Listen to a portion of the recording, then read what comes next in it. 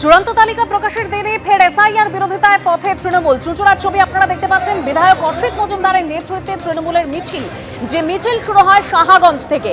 বিজেপির ছেড়ে প্রায় 250 কর্মী তৃণমূলে এই মিছিলের মাধ্যমে যোগ দিয়েছেন বলেই দাবি করছে তৃণমূল কংগ্রেস। সরাসরি আপনাদের নিয়ে যাব, সনদ ঝা আমাদের প্রতিনিধি রয়েছেন আমাদের সঙ্গে। সনদ, ঠিক কোন জায়গায় তুমি রয়েছো? তালিকা কি এখনো দেখা যাচ্ছে? সাধারণ মানুষজন প্রাথমিক প্রতিক্রিয়া কি বলছেন? হ্যাঁ দেখো, আমি রয়েছি শিলিগুড়ি এসডিও অফিসে এবং এই এসডিও অফিসে কিন্তু এই যে ফাইনাল ভোটার তালিকা প্রকাশিত হয়েছে এবং এখনো পর্যন্ত সেই ভোটার তালিকা যে মোট কত সংখ্যা সেটা কিন্তু পরিষ্কার নয়। তবে বিএলও আসছেন, বিএলওরা কিন্তু সেই ভোটার তালিকা বুথ ওয়াইজ নিয়ে যাচ্ছেন। এক একটা বুথে কোথাও 30-40, কোথাও 8-10 পর্যন্ত, যদিও শিলিগুড়িতে কিন্তু খুব বেশি ভোটার বাদ যায়নি। তবে বিধায়ক শঙ্কর ঘোষ তিনি এসছেন, উনি এসডিওর সঙ্গে কথা বলেছেন, তার সঙ্গে কথা বলে নেব কি অবস্থা শিলিগুড়ি বিধানসভায়, কত ভোট বাদ যেতে পারে বা কত গেছে, কি তথ্য পাওয়া যাচ্ছে। দেখুন, প্রাথমিকভাবে আমি শুধু এটুকু বলি, আমি এসডিও দপ্তরে এসেছিলাম, আধিকারিকদের সাথে কথা বলে প্রাথমিকভাবে যেটুকু বুঝেছি যে এএসডি লিস্টের বাইরে ড্রাফট রোলে যাদের নাম ছিল তাদের মধ্যে প্রায় আনম্যাপড এবং লজিক্যাল ডিসক্রিপেন্সিতে প্রায় 40,000-এর কাছাকাছি যারা হিয়ারিংয়ে ডাক পেয়েছিলেন, তার বেশিরভাগই এই হিয়ারিংয়ের এই হার্ডেল পেরিয়ে তাদের নাম উঠেছে। অল্প সংখ্যক নাম বাদ গিয়েছে, আর কিছু সংখ্যক নাম আন্ডার ভেরিফিকেশন আছে, যেটা বিচারকরা দেখছেন। এবং এর সাথে সাথে আমি ভারতীয় নাগরিকদের বিশেষ করে আশ্বস্ত করতে চাই যে ইসিআই এই কারো নাম যদি বাদ পড়ে যায় কোনো কারণে, সেক্ষেত্রে তাদের পুনরায় একটা আবেদন করবার জায়গাও রাখবেন বলে আমি শুনেছি। ফলে বৈধ নাগরিকদের নাম বাদ যাওয়ার কোনো যেরকম বিষয় থাকছে না, তার সাথে সাথে আবার অনুপ্রবেশকারীদেরও নাম থাকবারও কোনো জায়গা। একটা বিষয় যেটা যে শেয়ার হতে দেব না, শেয়ার হবে না, আজকে কি বলবেন?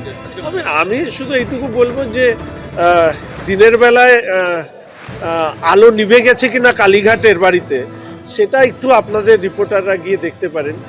এই রাজ্যের মুখ্যমন্ত্রী থেকে শুরু করে রাজ্য প্রশাসন যেভাবে এসআইআর কে বিরোধিতা করেছে, এসআইআর কে বন্ধ করতেই হবে তার জন্য যে প্রচেষ্টা তারা নিয়েছিল, সেই প্রচেষ্টা আজ ব্যর্থ হয়েছে। ফাইনাল ভোটার লিস্ট বেরিয়েছে। আমি মনে করি এটা নির্বাচন কমিশনের বড় সাফল্য। কেরালা, তামিলনাড়ু বিরোধী রাজনৈতিক দল তারা সেখানে রাজ্য চালান, সেখানে কোনো ধরনের সমস্যা হয়নি। সমস্যা হচ্ছে অনুপ্রবেশকারীদের রক্ষা করতে রাজ্যের মাননীয় মুখ্যমন্ত্রীর হয়েছিল এসআইআর কে নিয়ে।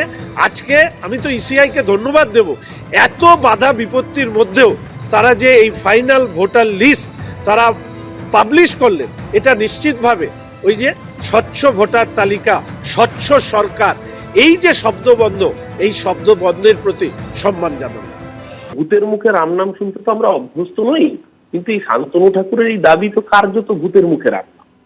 উনি জানান একটুখানি উত্তর 24 পরগনা, উনি যে জেলা থেকে, যেখান থেকে উনি সাংসদ হয়েছেন, সেই বনগাঁ লোকসভার মধ্যে কতজন মতুয়া সম্প্রদায়ের মানুষের নাম বাদ গেছে। তপশিলি জাতি উপজাতির মানুষ, ভক্ত, পাগল, দলপতি, গোসাই, মতুয়া সম্প্রদায়ের মানুষ যারা ঠাকুর বাড়িকে শ্রদ্ধা করেন, দুবেলা ওখানে গিয়ে প্রণাম করেন, যেই মানুষগুলো রিলিজিয়াস পারসিকিউশন হয়েছে, শরণার্থী হয়ে এপার বাংলায় এসছেন এবং ন্যাচারাল প্রসেসে ভারতের মাটিতে ইন্ডাক্টেড হয়ে গিয়ে ভোট দিয়ে শান্তনু ঠাকুরকে কেন্দ্রের মন্ত্রী করেছেন। বনগাঁ, বাগদা, রানাঘাট, গাইঘাটা এই অঞ্চলগুলোতে, কল্যাণী, কাদের ভোটে বিজেপির এই বারবারন্ত? সবচেয়ে বেশি নাম উত্তর 24 পরগনা এবং নদিয়ায় বাদ গেছে মতুয়া সম্প্রদায়ের মানুষের নাম। আজকে উনি এসে কুর্তি পরাচ্ছেন, ক্ষতে প্রলোভ দিচ্ছেন, আর সেই মানুষগুলো যাদের এই 2 মাস ধরে যাদের চিন্তায় ঘুম উড়ে গেছে, যারা আজকে, আমরা তো তৃণমূল প্রথম দিন থেকে বলেছিলাম কোনো বৈধ ভোটারের নাম যেন বাদ না যায়। আজকে শান্তনু ঠাকুরকে কেন বলতে, কেন কদিন আগে হরিণঘাটা বিধায়ককে বলতে হয়েছে, অসীম সরকারকে, যে কোনো বৈধ ভোটারের নাম বাদ গেলে বিজেপিকেও আমরা ছেড়ে কথা বলবো না? কেন ওনার আত্মীয় সুব্রত সাহুকে বিজেপির গ্রুপ ত্যাগ করতে হয়েছে? কারণ বিজেপির এই অসভ্য এসআইআর প্রসেসের ফলে সবচেয়ে বেশি বিপদে পড়েছে হিন্দু শরণার্থীরা। আজকে শান্তনু ঠাকুর বুঝতে পেরেছে, অনাচার করো যদি রাজা তবে ছাড়ো গদি, মতুয়া সম্প্রদায় বলতে। শান্তনু ঠাকুর বুঝতে পেরেছেন সুতোয় টান পড়েছে, তাই খেলায় পড়েছে, বেড়াল গাছে উঠেছে। কিন্তু বাংলার মানুষ বলেনি, আসামে এনআরসি করে বাঙালিদের উপর অত্যাচার যারা করেছিল তার নাম ভারতীয় জনতা পার্টি।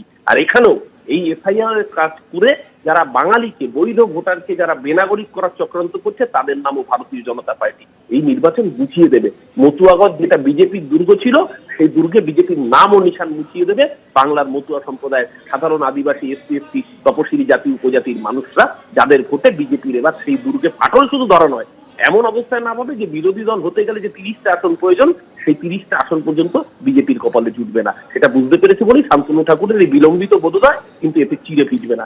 এবিপি আনন্দ, এগিয়ে থাকে, এগিয়ে রাখে।